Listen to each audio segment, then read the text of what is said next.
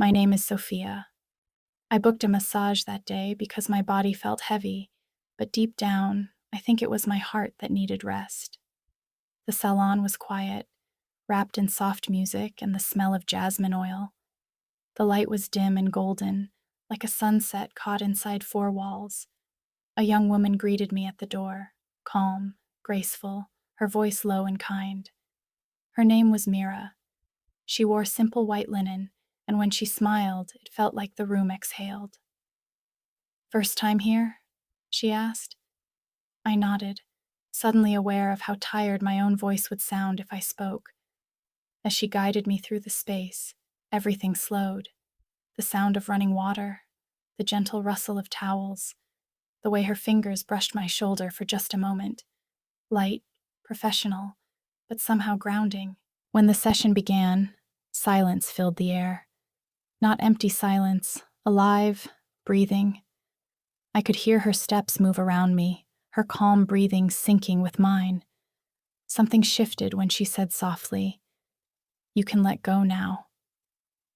I didn't know if she meant the tension in my neck or something else entirely. By the time she finished, I felt lighter, but also strange, like something invisible had begun to wake up inside me. She smiled again, the same quiet warmth. "Come back when you're ready," she said.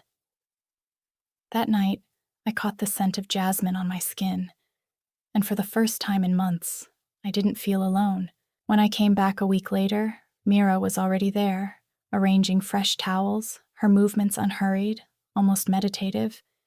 She looked up and smiled, the kind of smile that remembers. "I thought you might return," she said quietly. "So did I whispered. The room felt different that day. Warmer, softer, almost golden. The scent of jasmine was lighter, mixed with something I couldn't name. As she began the massage, we spoke. Not much, just fragments. About mornings, about silence, about how it feels when your thoughts finally stop running. Her voice was slow and gentle, like the rhythm of waves. At some point, she paused. Her hand rested just above my shoulder. I could feel her breath, close, careful, hesitant.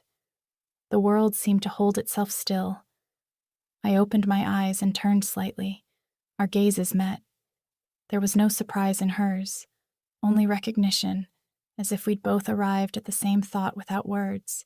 When she finally stepped back, the air felt different. Heavier, but in a good way, like it knew something had changed.